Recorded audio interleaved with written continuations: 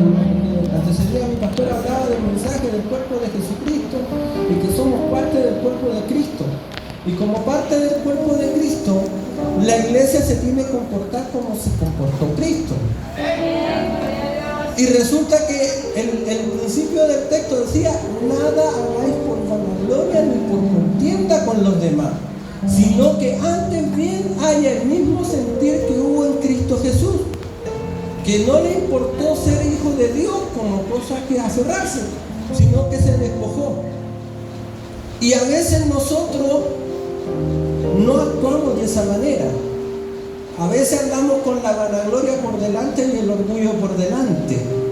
Y llegamos a la casa de Dios con 3 toneladas de orgullo y no queremos mirar a nadie. Pero el apóstol le decía: no hagáis nada por vanagloria ni por contienda. A veces lo que llegamos a hacer para que nos vean, para que digan, oh, mira lo que hizo, mira lo que hace. Pero en realidad no es así, sino que tiene que haber el mismo sentir que hubo en Cristo Jesús, que Él se despojó. Mire, si Jesús era el Hijo, es el Hijo de Dios, está sentado a la diestra de Dios Padre, ¿qué tenía que bajar a la tierra a rescatar un montón de pecadores como nosotros? Si el libro de Juan dice que porque para Él y por Él fueron hechas todas las cosas, Él era la luz y la luz resplandeció entre las tinieblas y las tinieblas no prevalecieron contra Él. Ese es el Cristo que nosotros adoramos, es el Cristo que está en este lugar, y ese Cristo vino a la tierra a salvarlo a usted y a salvarme a mí.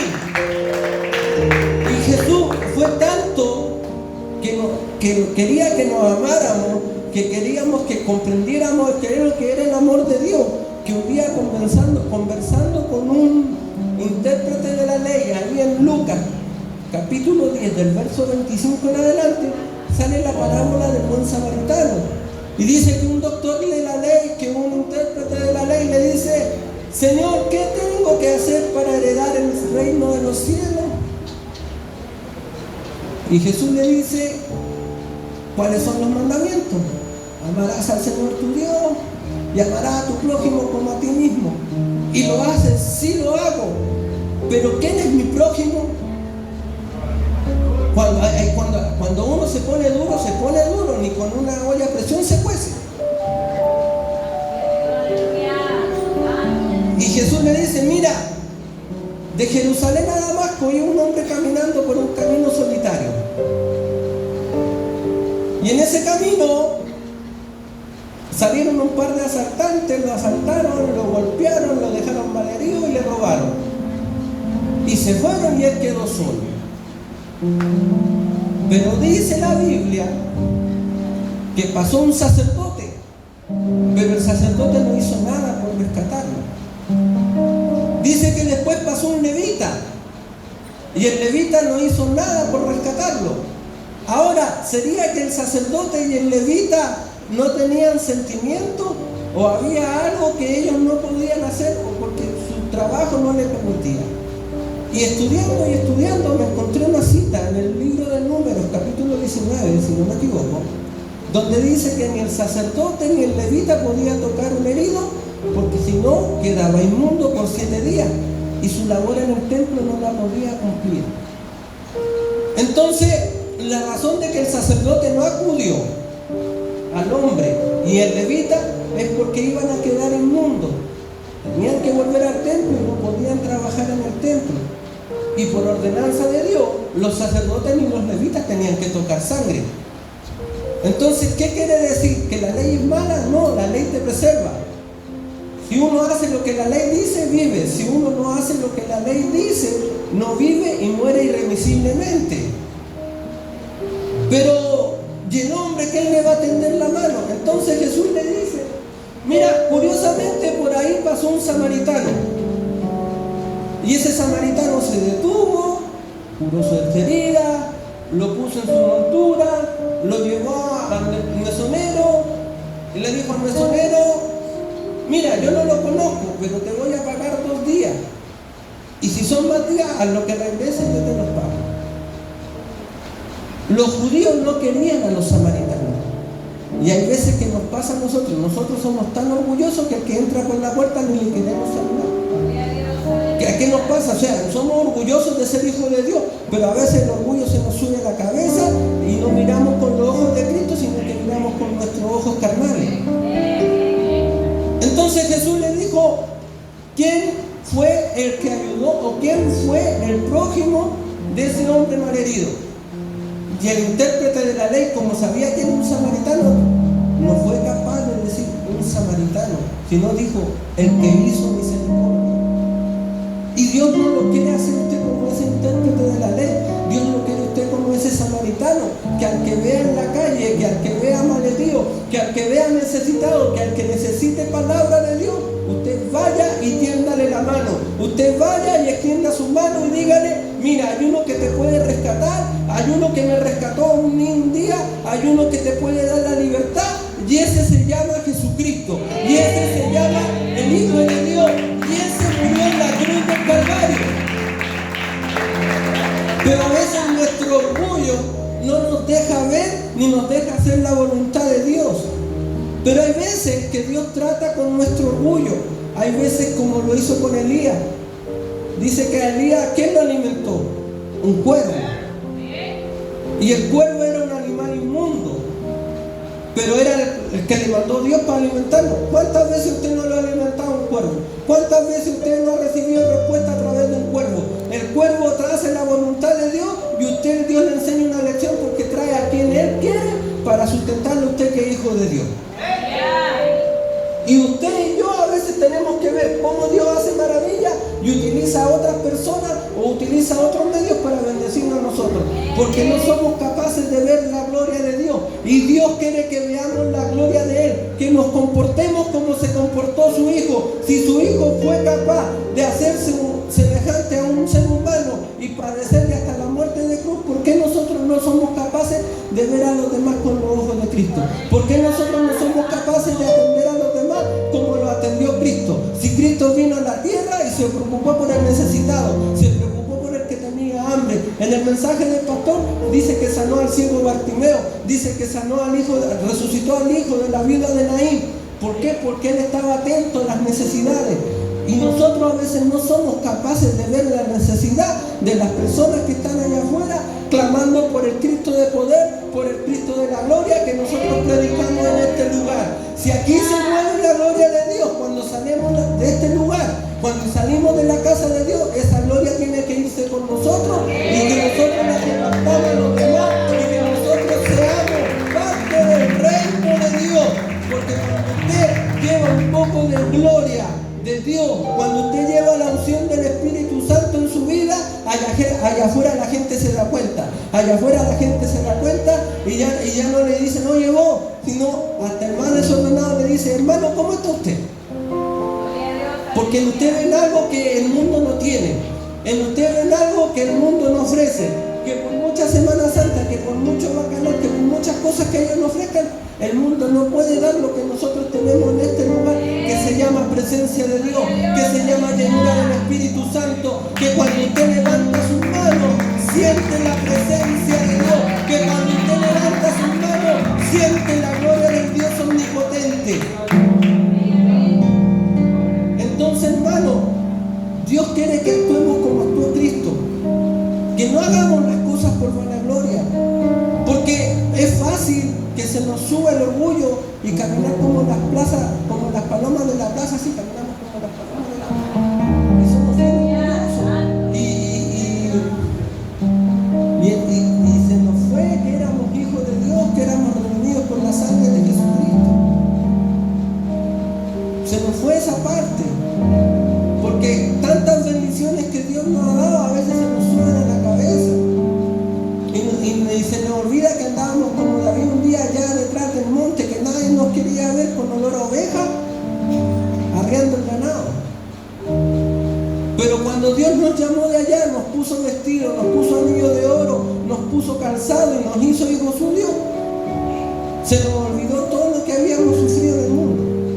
Pero Dios quiere que ese pensamiento permanezca en nuestras vidas, porque así como Cristo se humilló, nosotros tenemos que humillarnos ante la presencia de Dios. Así como Cristo obedeció, nosotros tenemos que obedecer a la presencia de Dios. Así como Cristo dijo a su Padre, yo te voy a obedecer aunque no me guste, haz de pasar de mí esta copa, pero que se haga tu voluntad. Él no quería, si a nadie le gusta, que lo anden latillando de gratis. Si a uno le pegan, que lo pasan llevando con un palito y uno ya se está poniendo queja. Imagínense el cuerpo de Jesucristo golpeado toda una noche y después clavado por amor para que usted y yo estuviéramos en este lugar. Por amor para que usted y yo pudiéramos levantar la mano y sentir la presencia de Dios. Entonces Jesús, y el apóstol, inspirado por el Espíritu Santo, dice: no hagáis nada ni por contienda ni por vanagloria. Si usted cuando entra por esa puerta, lo único que tiene que hacer es venir a alabar el nombre de Dios, levantar sus manos para que la presencia del Espíritu Santo lo toque, para que Dios toque su vida, para que Dios llene su vida, para que Dios toque. Mire, cuando nosotros tenemos necesidad, es cuando más nos acordamos de Dios. Cuando somos bendecidos se nos olvida que tenemos un Dios, pero cuando tenemos necesidad, doblamos rodillas donde sea y nos baja una espiritualidad que nunca habíamos tenido. Pero cuando ya volvemos a la estabilidad, se nos olvida que tenemos un Dios poderoso, se nos olvida que y vuelve la vanagloria, y la vanagloria nos hace pensar mal y nos hace actuar mal. En el libro de Santiago, capítulo número 2, el apóstol Santiago en su carta dice que vuestra fe sea sin excepción de personas. Que cuando llegue a la iglesia un rico, no porque tenga anillo, ni buen vestido, ni buen calzado, vos lo vas a tratar bien y vas a hacer que se sienta adelante.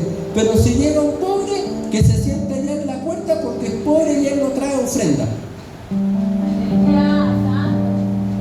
Entonces, Santiago también trata este punto, pero es más como directo al hueso, o sea, como que el apóstol Pablo era un poquito más elegante, como un poquito más, pero Santiago lo trata de otra manera. Él dice: si llega un rico, ustedes van y lo hacen que se siente adelante porque trae anillo, porque trae buen zapato, porque trae saco, corbata, buen celular, y lo hacen que se siente adelante. Si llega un pobre, lo ven mal vestido, lo tratan mal, le dicen: siéntate allá y espérate que yo me acuerde de que vos viniste. Y Dios no quiere eso. Porque cuando usted clama, Dios no le hace una cita. La Biblia dice: clama a mí y yo te responderé. La Biblia dice: clama a mí y yo te responderé. Él no le dice: de mí mañana. Él no le dice: si me acuerdo la próxima semana te atiendo. Cuando uno clama, la presencia de Dios se hace manifiesta en nuestras vidas. Entonces, ¿por qué nosotros hacemos excepción de personas? ¿Por qué nosotros decidimos quién sí y quién no? ¿Acaso Dios dijo: vos no servís para el reino de Dios? Gloria a Dios, aleluya. ¿O vino Cristo y compró su vida a precio de sangre? Vino Cristo y tomó su vida y la puso a la altura del Hijo unigénito de Dios, porque Él murió en la cruz del Calvario por su vida y por mi vida, y nuestra vida que no valía nada, ahora vale la sangre de Jesucristo.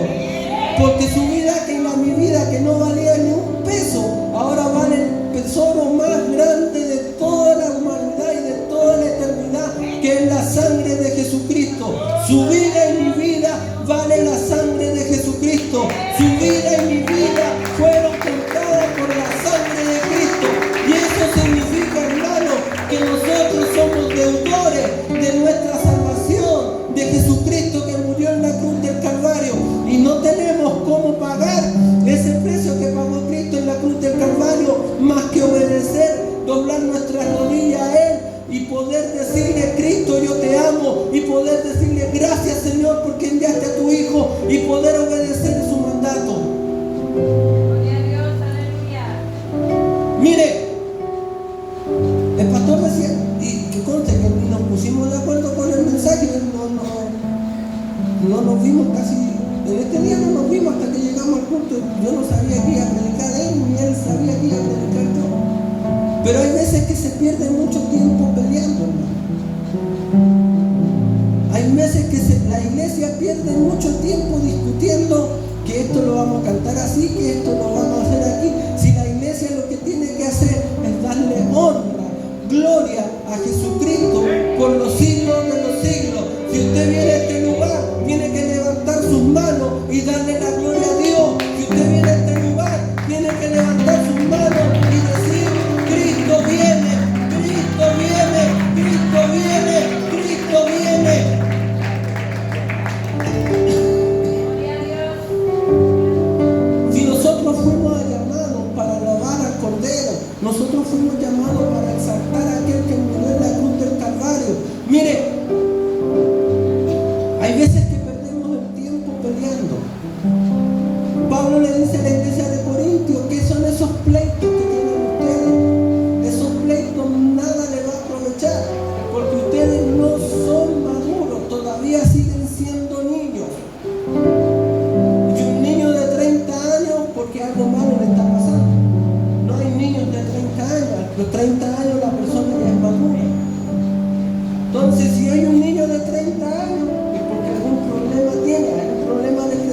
un problema de desarrollo.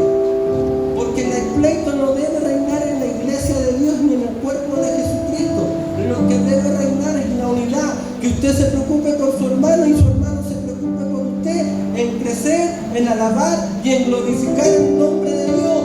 Para que la iglesia crezca sana. Para que la iglesia crezca victoriosa. Para que la iglesia pueda hacerle frente al diablo. Porque el diablo allá afuera está esperando que usted y yo den un buen paso para atacarlo.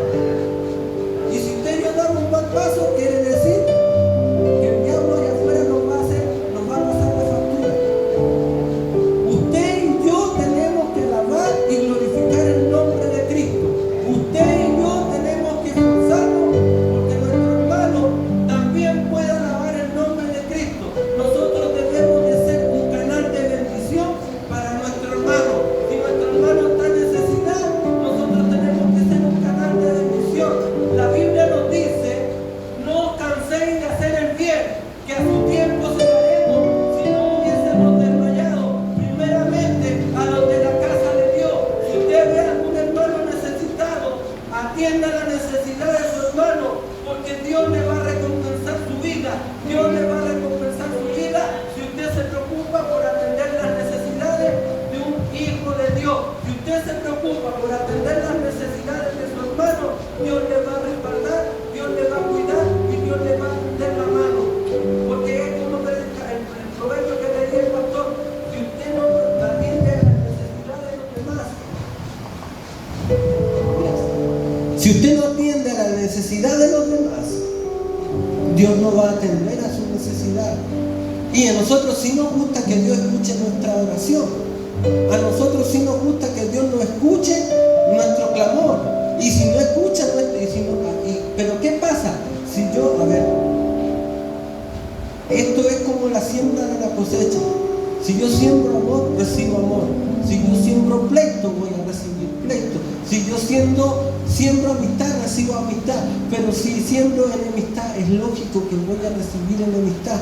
Y por eso el consejo del apóstol Pablo: nada hagáis por vanagloria, ni por contienda, y ni nadie mire por lo suyo propio.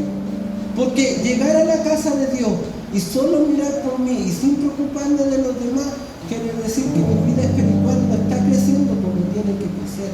Si mi vida espiritual no crece como está creciendo, cuando suene la trompeta yo no voy a ser alzado al cielo.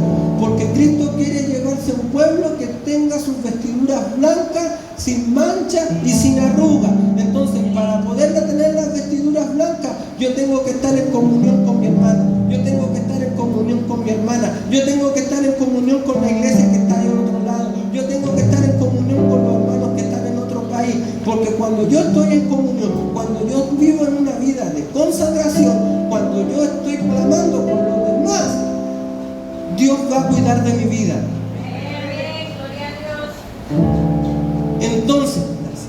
Entonces, hermano, si usted clama por los demás, Dios se va a preocupar por su vida. Si yo clamo por los demás, Dios se va a preocupar por mi vida. Y eso es lo que quiere. Porque Jesús le dijo a sus discípulos, antes de ser arrestado, le dice: en esto conocerán que ustedes son mis discípulos, en que os améis los unos a los otros, en que os cuidéis los unos a los otros, en que se preocupen los unos para los otros. Miren que está a la par. Si en algún momento tiene necesidad, usted sea un canal de bendición para su hermano. Si en algún momento tiene necesidad espiritual, usted sea un canal de bendición para su hermano. Si tiene necesidad económica, usted sea un canal de bendición para su hermano. Porque Dios lo llamó a ser lumbrera en este mundo. Dios lo llamó a marcar la diferencia en este mundo. Dios lo mandó a hacer un real sacerdocio en este mundo. Mire, el mundo anda preocupado de celebrar la Semana Santa. Y curiosamente, ellos tienen un Cristo de Semana Santa, tienen un Cristo de Navidad, tienen un Cristo para septiembre, para el 30 de mayo, y tienen varios Cristos. Pero son Cristos de 2 o 3 días. El Cristo que tenemos nosotros está sentado a la diestra de Dios el Padre, y usted puede ir y clamar a Dios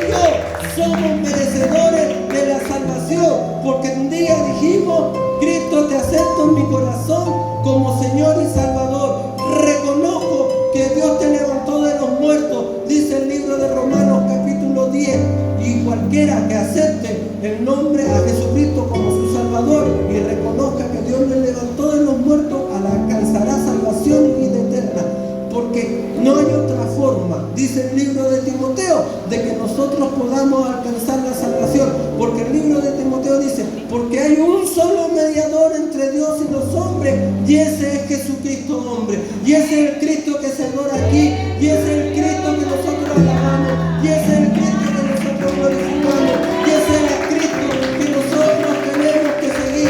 Pablo dijo en algún momento, ser imitadores de mí como yo lo soy de Cristo. Y si Pablo hacía lo que hizo Cristo, nosotros también tenemos que hacer lo que hizo Cristo. En el libro de Hechos, capítulo 10, dice que en ese capítulo se nombra por primera vez la palabra cristiano. ¿Y qué quiere decir cristiano? Un Cristo chiquitito. Entonces, cuando nos dicen cristianos, están diciéndonos que nosotros actuamos como el Cristo, el Hijo de Dios. Cuando le dicen cristiano, usted está hablando como Cristo actuó, está actuando usted en su casa, con sus vecinos, con sus amigos. Entonces, de repente a nosotros van y nos dicen, ¿que no te aburre ir a la iglesia? No, no me aburre. ¿Pero por qué no te vas al mar? Porque el mar no está Cristo.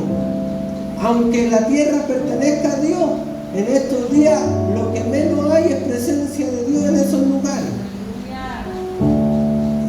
Y como que ir a tentar al